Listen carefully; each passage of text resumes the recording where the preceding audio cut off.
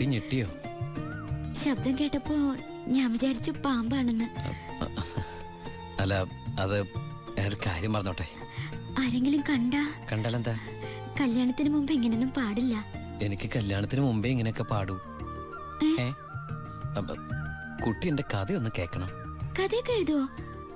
എന്നിട്ട് വല്ല വാരികയിലും പ്രസിദ്ധീകരിച്ചോ? ആ കഥയല്ല, ഇതെന്റെ ജീവിത കഥയാ. കുട്ടിക്കൊരു സത്യം അറിയോ? ആദ്യമായിട്ട് ഞാൻ ദുബായിക്ക് പോയത് ഫ്ലൈറ്റിലല്ല, പിന്നെ കള്ള ലോഞ്ച് കയറിയ. അവിടെ എത്തും മുമ്പ് ആ ലോഞ്ച് മുങ്ങി. ഈശ്വര, എന്നിട്ട് വല്ലതും പറ്റിയോ? ഞാൻ ആ കരയിൽ കിടന്ന്, കര കാണാ കടലിൽ കിടന്ന് മരണത്തോട് മല്ലടിച്ചു. പിന്നെ എനിക്കൊന്നും ഓർമ്മയില്ലായിരുന്നു. ബോധം തെളിഞ്ഞപ്പോ ഞാൻ ദുബായിലുള്ള ഒരു ക്രിസ്ത്യാനി ഷെയ്ഖിന്റെ വീട്ടിലായിരുന്നു. എന്നെ രക്ഷിച്ചത്, എനിക്കൊരു ജോലി വാങ്ങി തന്നത് എല്ലാം ആ ഷെയ്ഖിന്റെ കാരുണ്യ. ഒരിക്കലും ഷെയ്ഖച്ചൻ എന്നോട് പ്രത്യുപകാരം ചോദിച്ചു. അദ്ദേഹത്തിന്റെ അന്ധയും ബദിരിയും മൂകയും വികലാംഗയുമായ മകളെ എന്നോട് കല്യാണം കഴിക്കാമോന്ന്. ആ ഷെയ്ഖിന്റെ മുമ്പിൽ ഞാൻ ഷോക്കായി. കടപ്പാടുകൾ മറക്കാത്ത ഞാൻ അതിനെ സമ്മതിച്ചു. ഞാൻ തിരിച്ചു ചെല്ലുന്നും കാത്ത് അന്ധയായ ആ കുട്ടി കണ്ണിൽ എണ്ണൊഴിച്ച് കാത്തിരിക്കുക. ആ കുട്ടിയെ മറക്കാൻ എനിക്കാവില്ല. സോറി. കരയ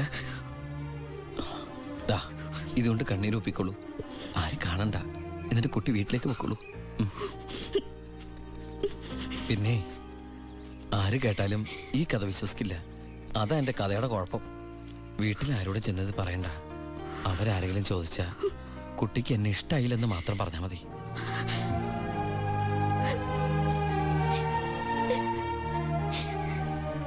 എന്റെ സർപ്പത്തമാരെ, അറിയാലോ എന്റെ അവസ്ഥ.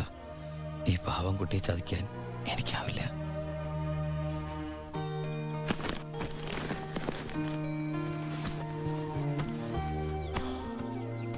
ഭാരതീയമ്മ എന്താ പിണങ്ങിയിരിക്കുക? നിന്നെ കണ്ട് കൊതി തീർന്നില്ല. അതിനു മുമ്പ് പോവല്ലേ? കുറച്ചു ദിവസം കൂടി. അമ്മ എന്താ ഈ പറയണേ? എനിക്ക് ഇന്നെ തിരിച്ചു പോയേ പറ്റൂ. ഞങ്ങളുടെ അവധി എന്നൊക്കെ പറഞ്ഞ ഏതാണ്ട് പരോള് പോലെയാ. പറഞ്ഞ സമയത്ത് തിരിച്ചെന്നില്ലെങ്കിലേ തൂക്കി എടുത്തോണ്ട് പോവര്. പിന്നെ ആ ജീവനാന്തം ജയിലില്ല. അല്ല, വെയിലില്ലേ ഈ അറബിയുടെ അടിമപ്പണിയൊക്കെ ചെയ്തിട്ട്. ദുബായിൽ അങ്ങനെ ഉണ്ട്.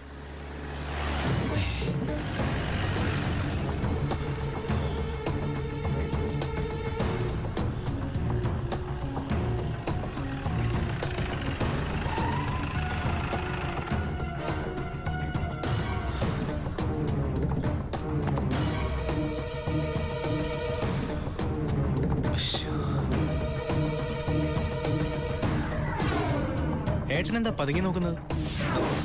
പോലീസ്. അയാൾ ആ ഗോപികയുടെ അടുത്ത ബന്ധുവാ. ഈശ്വര, എങ്ങനെ ഒരു ബന്ധം ഓർക്കുണ്ടായിരുന്നു? അതെന്താ ഉണ്ടായാല്? അല്ല, ഒരു വല്ലാത്ത വൃത്തികെട്ട രൂപമല്ലേ. അമ്മങ്ങോട്ട് മാറിയ പെട്ടി ഒന്ന് പെട്ടെന്ന് പൊടിക്കോട്ടെ. ഇത്രയും വലിയ തറവാട്ടിന്ന് ഇത്രയും നല്ല ചെറുക്കന്റെ ആലോചന, അതും ദുബായിക്കാരന്റെ. വല്യേട്ടൻ ഫോൺ ചെയ്ത് പറഞ്ഞപ്പോ നിന്റെ ഭാഗ്യായിട്ടാ ഞാൻ കരുതിയത്.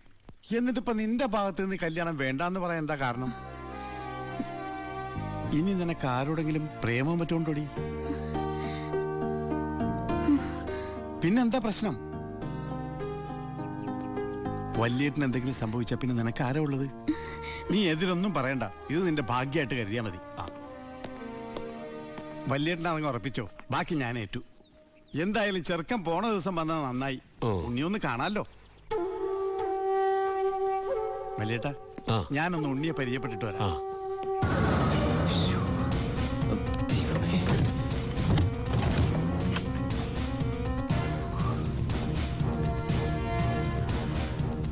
ഏട്ടാ, എല്ലാം എടുത്തിട്ടുണ്ടോ? ഒന്നും മറന്നില്ലല്ലോ? ഒന്നും മറന്നിട്ടില്ല. നീ ഒരു കാര്യം ചെയ്യ്, പെട്ടെന്ന് ഈ സ്ഥലം എടുത്ത് ഇതുവഴി വണ്ടി കയറിക്കോ. മോളെ എല്ലാം ഓക്കെ അല്ലേ? അമ്മേ, സമയമ്മേ.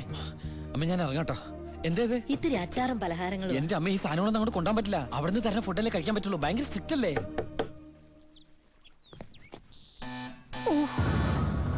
ആരോ ബെല്ലടിക്കുന്നുണ്ടല്ലോ. ഹലോ, അവിടെ നിന്നേ.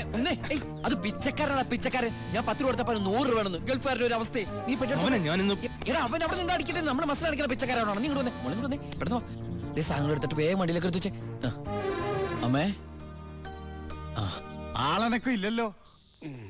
ചിലപ്പോ എയർപോർട്ടിൽ പോയി കാണും. എങ്കിൽ അടുത്ത പ്രാവശ്യം വരുമ്പോ കാണാം. പോട്ടെ. ഫ്രണ്ട് സീറ്റ് വെക്കണേ. വേഗം എടുത്ത് വെക്കേ.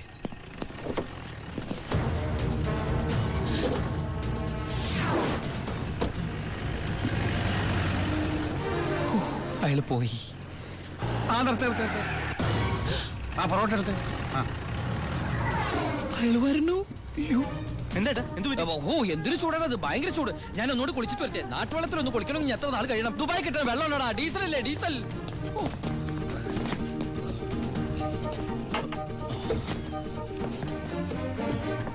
ആ ഞാൻ വിചാരിച്ചു പോയി കാണുമെന്ന്. നീ എന്റെ ഗോപിയേക്ക് ചേർന്ന ചെറുക്കൻ തന്നെ. അയ്യോ, ഞാൻ ഉണ്ണിയല്ല, ഏ? ഉണ്ണി എന്റെ ഏട്ടനാ. ഉണ്ണി എവിടെ ഒന്നും കണ്ടില്ലല്ലോ. ഉണ്ണിയേട്ടാ, എന്താടാ? ഒരാൾ കാണാൻ വന്നിരിക്കുന്നു. അയ്യോ, ഈ സമയത്താ? ഉണ്ണി കുളിക്കല്ലേ? ആ കുളിച്ചോണ്ടിരിക്കുക. ആരാടത്? ദിവാകരൻ, അപ്പുറത്തെ വീട്ടിലെ ഗോപിയുടെ കൊച്ചച്ഛൻ. ഭാവിയിൽ ഉണ്ണിയുടെ ഒരു ബന്ധുവായിട്ട് വരും. ജയിലറാ. അതെയാ? ആ ഒന്ന് മുഖം കാണിക്കാൻ വേണ്ടി വന്നതാ. മുഖം കാണിക്കാൻ ഞാനെന്താ രാജാവാ? ഓ ഫലിതപ്രിയൻ. നമ്മള് തമ്മിൽ കാണേണ്ട കാര്യം പറഞ്ഞത്. ഞാൻ കണ്ടിട്ടുണ്ട്. എവിടെ വെച്ച്?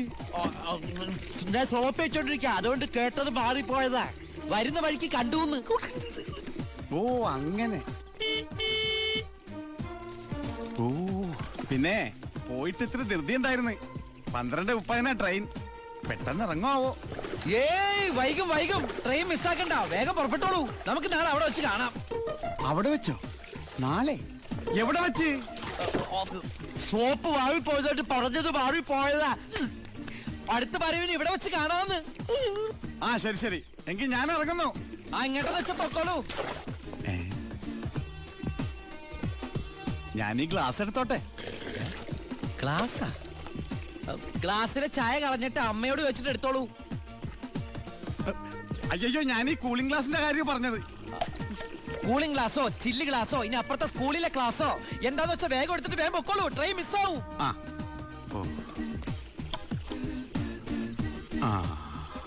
ഇനി ദുബായ്ക്കാരുടെ വീട്ടിൽ വന്നിട്ടൊന്നും തന്നില്ല എന്ന് വേണ്ട. അപ്പോ ഞാനങ്ങോട്ട് പൊക്കോളൂ. ബൈ.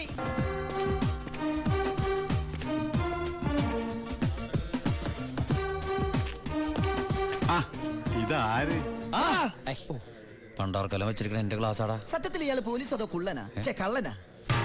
നീ നാട്ടിലൊക്കെ പോയൊന്ന് മിനിങ്ങിയിട്ടുണ്ടല്ലോടാ പരമശിവം. അത് സാറി ഗ്ലാസ് വെച്ച് നോക്കിട്ട് തോന്നണതാ. പരോള് കഴിഞ്ഞു വന്നപ്പോ നീ എനിക്കെന്താ കൊണ്ടുവന്നേ?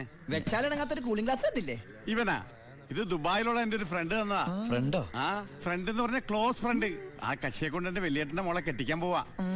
ചെറുക്കന്റെ സ്വഭാവമൊക്കെ അന്വേഷിച്ചിട്ട് പോരെ കല്യാണം? ഇല്ല പരമശിവ, ഞാൻ ആരാ? പോലീസാ. അപ്പൊ ആ സംശയവും തീർന്നു. ചെക്കനെ കുറിച്ചുള്ള ഫുൾ ഡീറ്റെയിൽസ് എടുത്തു. ആണാ? അവന് 24 ക്യാരറ്റാ. എന്റെ വ്യാകുല മാതാവ്, എന്നെ കൊല്ലു. ചുമ്മാ ഇരുടാ. ഇത് കണ്ട? ഇതവന് ദുബായിക്കുള്ള കത്ത. എന്തിനാ ഇപ്പൊ കത്ത്? കാര്യം അങ്ങോട്ട് നേരിട്ട് പറഞ്ഞൂടെ? അതിനവൻ ദുബായിക്ക് പോയില്ലേ? അവൻ ദുബായിലെത്തി. ഇത് വെറും ഒരു കത്ത് മാത്രമല്ല, ഒരു ലിസ്റ്റ് കൂടെ ഉണ്ട്. ഒരു DVD, ഒരു TV, ഒരു മൊബൈൽ, അങ്ങനെ ചിന്ന സാധനങ്ങള്. പോലീസല്ലേ മോനെ, ഓസിന് കിട്ടിയാ വിടുവാ. കാശിനൊക്കെ ഇപ്പൊ എന്താ വില? ടൈറ്റാ. ചിന്നാടൻ ബാബുവിനെ ആശുപത്രിയിലാക്കാൻ വേണ്ടി ലക്ഷങ്ങൾ ഏമാർക്ക് വീശിന്നാണല്ലോ കേട്ടത്. പോടാ. അത് ശരി. അപ്പൊ അതാണ് അവനോട് കാണാത്തത്.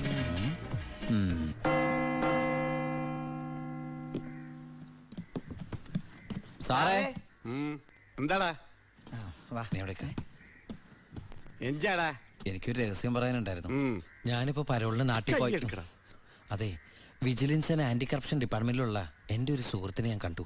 ആള് പറയാ ജയിലിൽ നടക്കുന്ന അഴിമതികളെ കുറിച്ച് അന്വേഷിക്കാനായിട്ട് അവര് രഹസ്യമായിട്ട് സ്ക്വാഡിനെ ഇവിടെ ഇറക്കിയിട്ടുണ്ടെന്ന്. ഇവിടെ? ആ കള്ളത്തരത്തിൽ ചിലരെ ആശുപത്രി കിടത്താൻ കൂട്ടി നിൽക്കുന്നവരൊക്കെ പിടിച്ച് അകത്തിടും അത്രേ. അങ്ങനെ എന്തെങ്കിലും ഉണ്ടെങ്കിൽ സാറ് സൂക്ഷിക്കണം കേട്ടോ. ആ പിന്നെ ഞാനിത് പറഞ്ഞു ആരോടും പറയരുത്. നമ്മുടെ ഡോക്ടറുടെയും സൂപ്രണ്ട് സാറിന്റെയും പണി പോകുന്ന എനിക്കിത് കാണണം. അവരും കുറച്ചുനാൾ തിന്നട്ടേന്നുണ്ടാ. എന്താ സാർ? ഉണ്ടേ കൊണ്ട് പോയതാ. ആരെ? ഒന്നുമില്ല.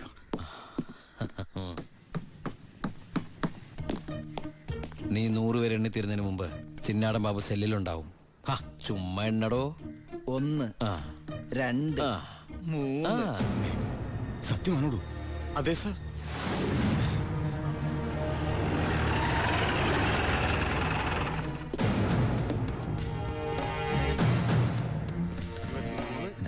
24, 25, 85.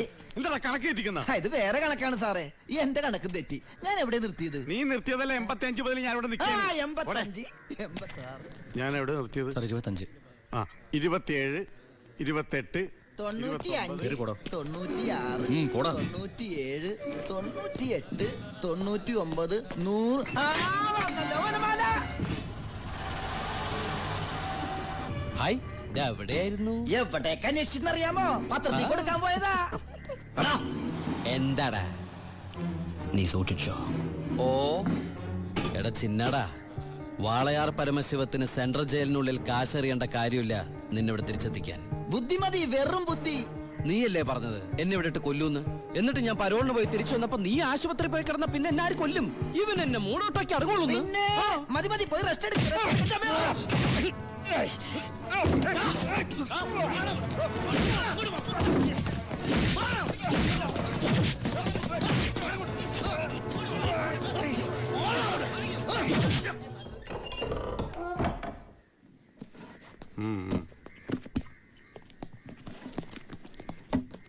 നിന്റെ ആരാടാ ദുബായിലുള്ളത്?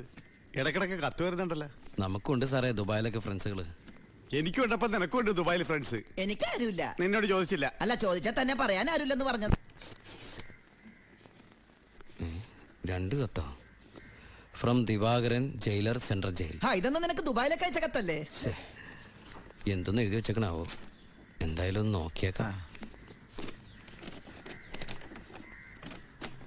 പ്രിയപ്പെട്ട എൻ്റെ ഉണ്ണിക്ക്, ഞാൻ ഗോപികയുടെ കൊരങ്ങച്ചൻ, കൊച്ചച്ചൻ, ജയിലർ ദിവാകരൻ എഴുതുന്ന സ്നേഹത്തോടെയുള്ള കുത്ത്. കുത്തോ? ഈ ജയിലിലെ ശീലം വെച്ച് എഴുതിയായിരിക്കും കുത്തേ. കുത്തും കത്തും തിരിച്ചറിയാത്ത നമ്മൾ തമ്മിൽ നേരിട്ട് പരിചയമില്ലെങ്കിലും എനിക്ക് ഗിഫ്റ്റ് ആയിട്ട് DVD, TV, മൊബൈല്, ഇതൊക്കെ അയാളുടെ അപ്പനോടൊന്ന് വയ്ക്കട്ടെ. ബാലുവിന്റെ കത്താ.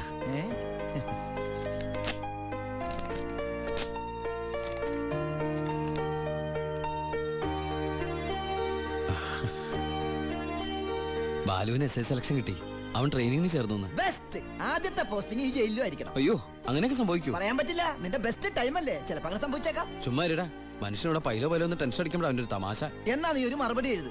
നിന്റെ ശിക്ഷ കഴിഞ്ഞിട്ട് ജോലിക്ക് കയറിയാ മതിയെന്ന്. എടാ മണ്ട, ഒരു കത്ത് ഞാൻ എഴുതിയാലും വീട്ടിൽ നിന്ന് എഴുതിയാലും കയ്യിലെത്താൻ 1 മാസം എടുക്കും.